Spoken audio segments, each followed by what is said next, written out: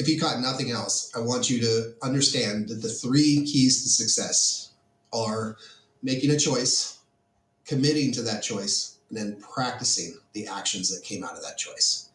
Whatever that is you want in life. If you want more money, you want a better relationship, you want to get in better shape, you have to make the choice that that's what you want. You have to commit to taking the actions necessary to get that desire. And then you have to practice everything it takes to hit that result. Here's the $1,000,000 question. How do men like us reach our full potential, growing to the men we dream of becoming while taking care of our responsibilities, working, living, being good husbands, fathers, and still take care of ourselves? Well, that's the big question. And in this podcast, we'll help you with those answers and more. My name is Brent, and welcome to the Fallible Man Podcast. Welcome to the Fallible Man Podcast, your home for all things man, husband, and father. Big shout out to Fallible Nation. That's our longtime listeners. And guys, we don't set a bar to entry.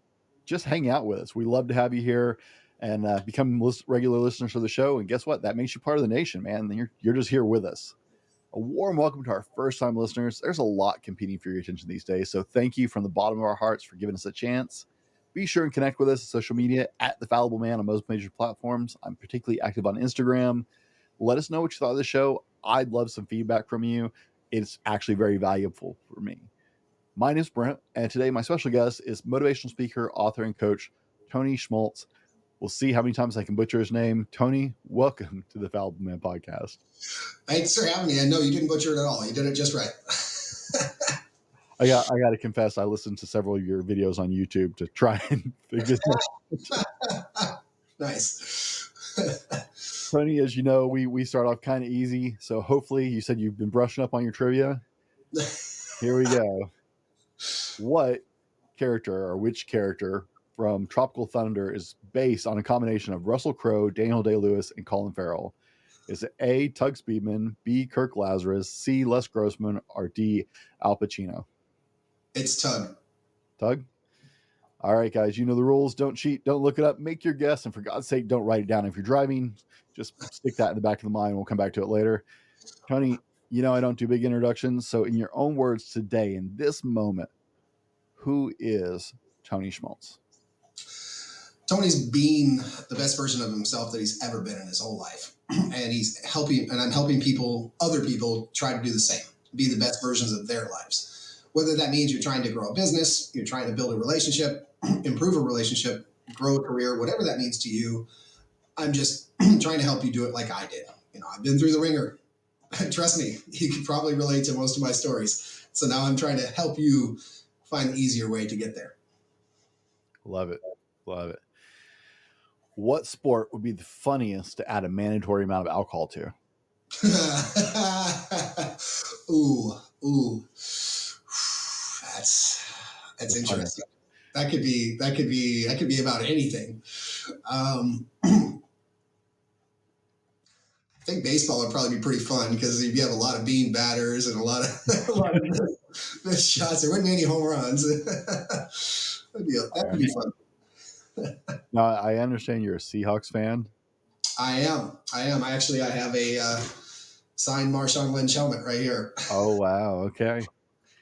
So far away from home, but you're still a loyal fan. I am. And being that I'm just outside of Tampa, I get a lot of crap by all the Buccaneers fans out here. Everyone else shows up in red and I show up in my blue. That's okay. I get a lot of crap because I can't stand the Hawks, and I've lived in Washington for years. Wow. My dad told me, my brother and I, so I've lived in Washington on and off over years of my life. My dad, we moved here for the first time in 1987. My dad told me and my older brothers, like, oh, you guys are going to have to be Seahawks fans now. We're moving to Washington. And we both looked at him and said, Dad, just because you moved us there doesn't mean we have to root for teams that suck. If you know anything, the Seahawks in the late 1980s and early 1990s were horrible. Oh yeah, no, I was in Washington during those years. I mean, it's I like to joke about it because when they started to get good, you had a lot of bandwagon fans that hopped on board. Mm-hmm. I was one of those fans that was there through all the hard times, all the last place seasons, and in the Kingdome there before they actually started to get good. I actually went to elementary school with Steve Largen's niece. Oh, wow. Wow. That's my all-time favorite player right there. Right. And you remember the Kingdom. I was so broken heart. Like I was out of state when they tore it down. I was so broken hearted when they tore it down. That was one of the last beautiful domes. Yep. Yep. And What I didn't get to see it actually go down, but I was there like the next day after it was all rubble. I was actually in Florida when it went down. Oh, Uh, so we just were swapping around. Yeah. yeah, yeah, yeah, What is your best playground insult? yeah. Ooh. Well, it's been a lot of years and I don't talk like that anymore, or at least not out loud. I think back in the day, it was like, you're such a boner or something like something like that. I don't know. Seems that it rings a bell. Fair enough. Yeah. Best dad joke. Ooh, you know, nothing is coming to mind right now, even though I have a bunch of them. Oh, man. Everybody's got a deep catalog until you ask. Then they're Right. like, Exactly. uh, Wow. I am drawing a complete blank. That is too bad because I usually have a whole bunch of them, and this is just like, I tell you what, if one comes to mind later in the show, just hit us with it. you got it. And I will jump. Oh, I got it. Here. What purchase of $100 or less have you made in the last year that's had the biggest impact on your life?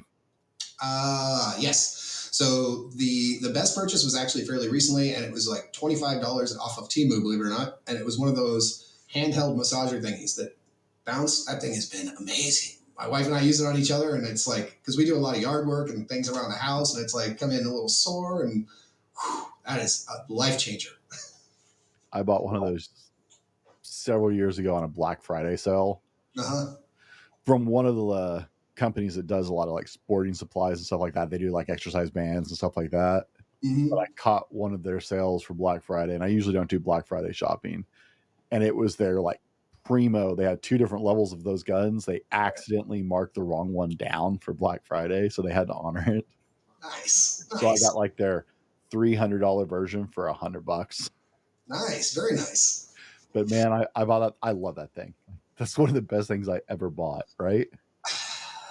And it's fairly recent purchase because we recently became friends with a chiropractor and his wife, and so when I started chatting with this guy, I'm like, oh, every once in a while I have back problems. Now I have nowhere to go. He's like, no, you don't. You just buy one of those little massage guns. He literally said, as a chiropractor, he said, I just need to teach your wife how to use one of these. And he's like, oh, and like you, he said, I have like a really expensive version in my office. He's like, but you can go down to Walmart and get their $40 version, and it's just as good. I'm like, okay, well then I'll go with the $40 version, which I ended up getting for 25. Yeah. The only thing I think about the more expensive one probably is like the difference between their two models was the one I bought had more speeds, Mm-hmm. and I've generally found, right, it's how long it lasts. Like I've had mine for several years now. It's earned back its money and then Right, some. right. And I think you get these days you get a longer life on some quality products. Not Mm-hmm. all. There are a lot of them that are. There are a lot of expensive products that are still pretty flimsy. But Yep. weapon of choice for the zombie apocalypse. Ooh, it's got to be a big old machete that's razor sharp. You know, you got to take off those heads, man. I like it. Cereal. Is it a soup or not? Oh, you know, I don't know the text definition, but I'm going to go with not. What's something everybody should absolutely know about you before we get into today's show?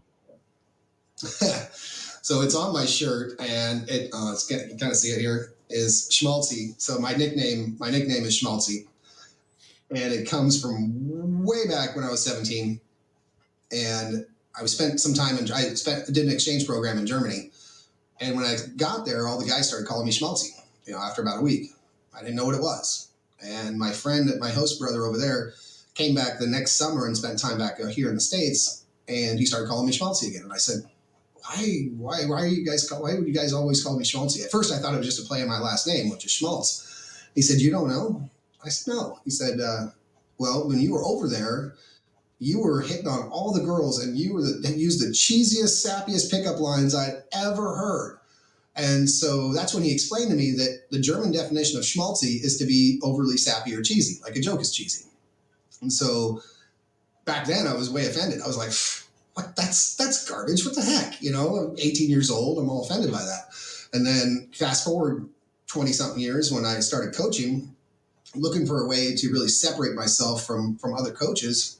And I had a dream one night about that time where he was explaining that to me. And I woke up and I went, that's it. I'm schmaltzy. And I am cheesy and sappy. And so I'm like, now I own it. And most of my friends and colleagues, that's my nickname, is everyone calls me schmaltzy. All right. Well, now that we've set the bar really high for the expectations for the rest of this show. Right? And I couldn't come up with a dad joke. Come on. After all that, no dad joke, man. Right? It's okay. I'm expecting it to hit like, we'll hit some serious note somewhere later in the show, and you're gonna be like, "Oh, dad joke!" Right? All right, so we'll set the expectations now, guys. We've been getting to know Tony just a little bit in this part of the show, and we're going to dive into tripping up over ourselves, guys. We get in our own ways all the time. Tony and I both share the idea that people often make personal development and personal growth way too complicated and more than it is. And both of us, I think, share the opinion that you should absolutely strive to become your best self. So we're going to talk about that and things that get in the way of that. Tony, we're totally spitballing this conversation because I think we're in alignment on so much stuff anyways. Right. So what is, like, you work with guys and women, right? You work with both men and women. Yep. What is the biggest roadblock you see with people when they're trying to get their lives in line? So the biggest roadblock that pretty much anybody, whether I'm working with them or not, just people I know, is the majority of people out there are trying to be a people pleaser. They're so worried about what other people think that they're afraid to be themselves, and they're afraid to take action towards what they believe or what their passions are.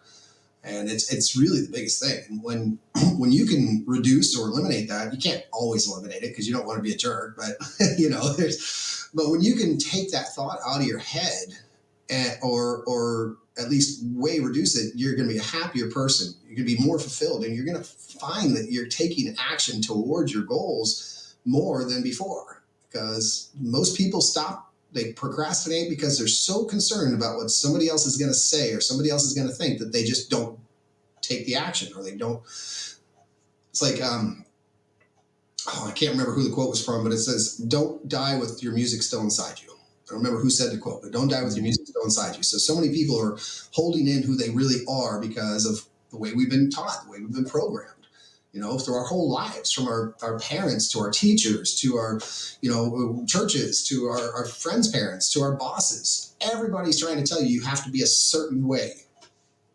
And most times, majority of times, that's not in alignment with who you really want to be. Now, I saw you actually have an explanation for this. So I want to hit this question while we're on this topic, because I think in fact, so I have some people pleasers who are very close friends in my life, people I love dearly, and I know their hearts really well. And I hear people who are often people pleasers make the argument of, well, I'm serving people, right? I'm supposed to take care of people. And I've heard you make this argument. So I would love for you to expound on this, because I think a lot of people pleasers, that's what they think. They think we're helping and serving people, and they don't understand the difference. No, they don't. And that's one of the things I ask you is I ask you, when you say you're serving people, are you also serving yourself? Because if by giving that person the answer they're looking for versus the one that you really want to give, is that really doing any good? Or is it just keeping them in a place that's not actually helping them grow, and it's not helping you grow? So if you're getting ready to answer somebody and you're at first concerned about what they're going to think, stop and ask yourself this question: is it really serving you, and is it really serving them? And if the answer is it's not serving both of you, then you need to throw it out the window or rethink it or do something else.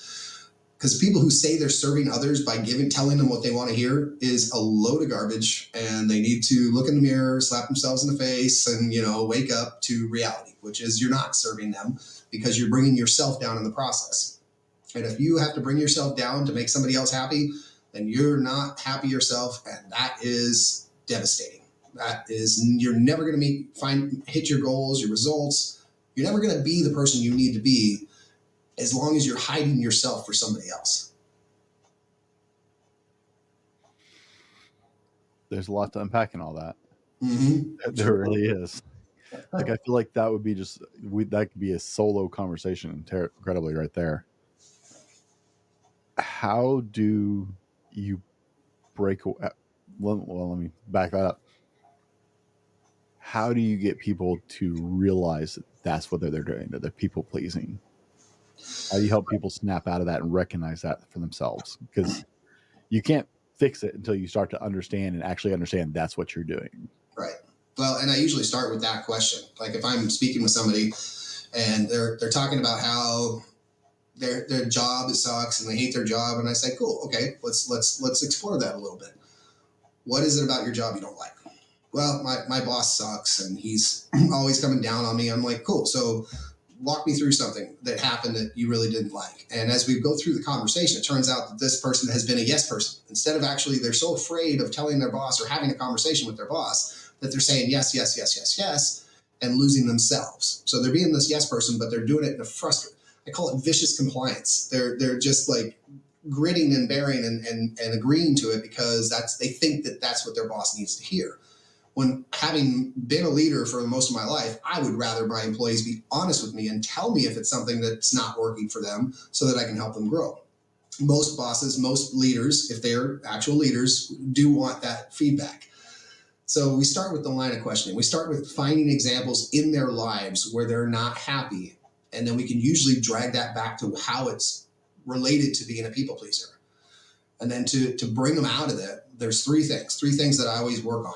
And this goes for anything that you want to be successful in, including reducing being a people pleaser. And one, you got to make the choice. You got to make the choice that I don't want to be like that anymore, that I don't want to be that people pleaser.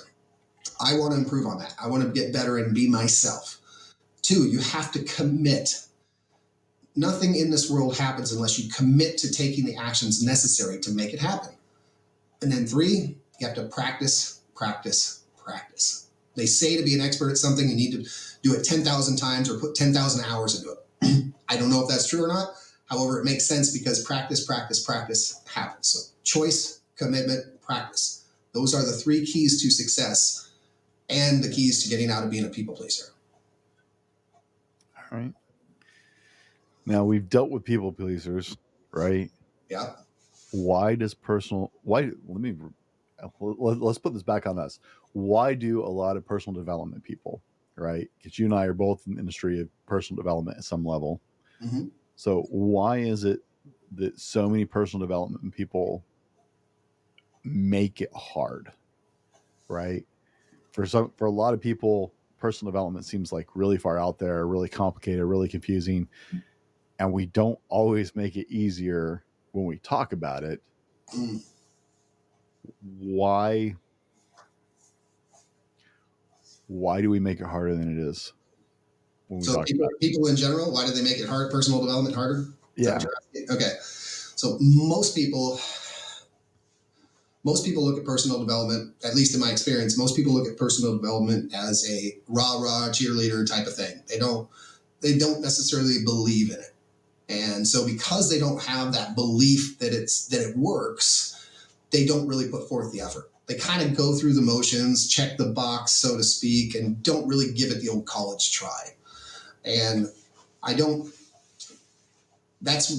belief system is really the challenge. And that's the hardest part to really get people moving. And so when you can shift that belief, and usually that comes with the practice part, the commitment and the practice. So even if somebody doesn't believe in it, if you can get them to commit to do these actions, these 2 or 3 actions every day for 30 days, even though the first week or two, you're going to do it grudgingly, do this for 30 days. And then let's talk about how you feel, how you believe, what you're looking at, what your life looks like, and then progress from there. The biggest challenge is getting the people to commit to actually doing that for 30 days or more. I try to say 90 days, but 30 days is a good start. So,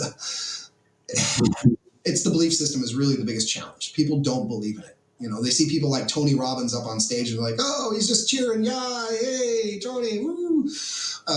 And so they don't really understand what's behind that and what really can push them to that next level. I got to admit, like, I have nothing wrong with what Tony Robbins says. Mm-hmm. Right. I think the guy's done a lot of people a lot of good, but Yeah. I have never been a fan because that raw, like, that's so not my personality. Mm-hmm. I see that and it's an instant turn off for me. Like, I used to see like clips of Tony Robbins seminars and stuff like that, and people were like cheering, like, and doing the thing, and everybody's getting psyched up, and I'm like, oh, kill me now. No. Right. I'm the same way. And those that have worked with me and those that know me, they know I am a in your face, tell you how it is type of person. I'm not, the raw stuff that you're talking about, I call that the squishy side of coaching. I have my moments of squishiness, but normally I stay in the in your face, don't do that anymore, slap yourself in the face type of coach. And most of my clients appreciate that because they need that. Too many people trying to be squishy and tell them, oh, it's okay, more like a comforting friend than somebody who's actually trying to help them grow. I'm a get off your ass, come on, make it happen. Here we go. Here's your actions. Take the action and watch the changes occur. I 100% agree. My wife. So I used to be a personal trainer on top of other things. Just one of those other things I like to do. It's like, I love training. So for me, it's kind of a passion thing. My wife tried to train with me for a while. It almost ended in divorce. Ooh. Because I'm that trainer. I'm the in your face, kick you in the ass, let's do it. Yep. And constantly in people's face. She's like, man, I hope you're a lot nicer to your clients than that.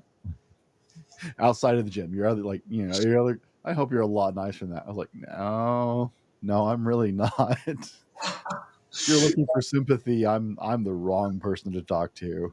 Well, that's me. So I've got two folks I'm working with right now, Carrie and Matt, and we have lots of mutual friends. So Carrie works with me, but she also has other coach friends that she knows. We're a part of a mutual group together. And one day I didn't. She says I yelled at her, but I didn't really yell at her. I was just telling her, I'm like, stop being that, stop doing that right now. Draw a line in the sand. I was pretty in her face about it through a Zoom meeting, of course. And I get a call from one of the other guys who said, Carrie told me you yelled at her today. And I said, what'd you tell her? He said, well, if you're getting yelled at by Schmaltz, it's probably a good thing. And I'm like, well, I don't think I yelled. I went back and watched the recording. I'm like, no, I didn't really yell. I didn't get loud, but it was needed. And, it helped with the shift that she needed to make. And then Matt, on the other hand, I've had a couple of times where he'll now further down the path, he'll sit here and he'll stop when he's getting ready to say something, go, wait,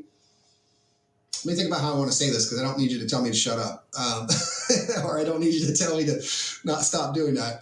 And then he rephrases how he's thinking. I was like, well, I might still tell you that, but thanks for thinking about it. Now you're thinking before you're speaking. I saw a quote you posted on your Facebook feed the other day from Walt Disney that says, the way to get started is to quit talking and just begin doing. Mm-hmm. Yeah. I added the just, but begin doing. So many people fail to launch. Like, I think that is like the biggest single failure point of almost anybody's goals, whether it's personal development or launching that business or chasing that dream. So many people fail to launch. Yeah. How do you coach people through that? Well, and that's that part of that is I do assign actions at the end of every session, so that you need to have these done by then. And if you don't have them done by the next one, guess what? We're going to spend most of the call talking about why that is. And it's going to be very uncomfortable. You're not going to like that conversation. And so the accountability piece is really a big one. Most people who work with me really, they only make that mistake once, where they maybe come back and go, oh, I didn't get this piece of the homework done. Really? What was more important? Or what was keeping you from getting that done? And usually it's a line of BS. Usually it's nothing, no real reason. It's just excuses. And so it gets to the point where they make sure they get their homework done. And one of the other things that I do, and I mentioned this earlier, is I also assign Schmaltzy tasks at the end of every session. And Schmaltzy tasks are like you and your spreadsheet. I have a long list of these that I randomly pick depending on who the person is. These are designed to get you out of your comfort zone, stop being that people pleaser, but do it in a way that is completely unrelated to what your goals are. So if your goal is trying to build your career or business, this is not even going to relate to that. And we talked about Batman and Superman. So this one of them is I'll have a client, male or female, doesn't matter. I'll say, go into the grocery store. Next time you're in the grocery store or any store you're shopping at, I want you to walk up to 5 random people and get real close and say, I am Batman, or I am Batwoman, or whatever, if you're a woman or man. And the reason behind that is to get them out of that comfort zone. And you're going to get a weird look. You're going to feel embarrassed, but you can't worry about what somebody else is going to think. You have to get out of your comfort zone and just do it. And I've had people come back to me and say, the first 2 or 3 was really hard, but by the time I got to 5, I wanted to keep going. And they're just, now I'm having fun. And giving them those tasks each week to kind of get them out of their comfort zone and stop worrying about what others think is huge to help building that belief system that this works, like we talked about earlier. That belief system, not believing or thinking this is a bunch of raw garbage, is what holds a lot of people back from really building that self-development, personal development. So when you can gain that confidence of not worrying about what other people think, the rest just flows. It flows so well. So there are a lot of people who think that personal development work is, kind of floozy. Just like, they work, they go home, they watch football, or they do whatever they do, right? But they hit this point and don't see why you would want to go further. Mm-hmm.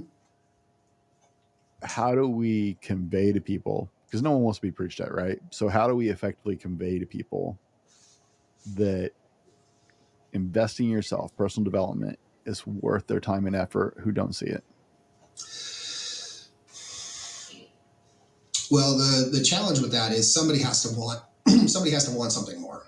So I'm not going to try to tell somebody personal development is the way to go unless they truly want to change. So if they're right here and that's where they want to be, you're not going to be able to help them. But if they're right here and they want to go here and they don't know what's holding them back, then we can get into that discussion. Okay, cool. What does your day look like? And when they say I sit around and watch football, you're like, all right, what else could we do with that time? When was the last time you read a book? Could you maybe cut back an hour of football and read a book for an hour, or simple things like that? However, it starts with the desire. And so if somebody's here, like I said, and they don't want to go any further, you can talk to them till the cows come home, and it's not going to make a hill of beans of difference. People have to want to change. Now, once that desire to change is there or to grow, then you can help guide them on what's best for them, what's going to work best for them. But first comes that desire.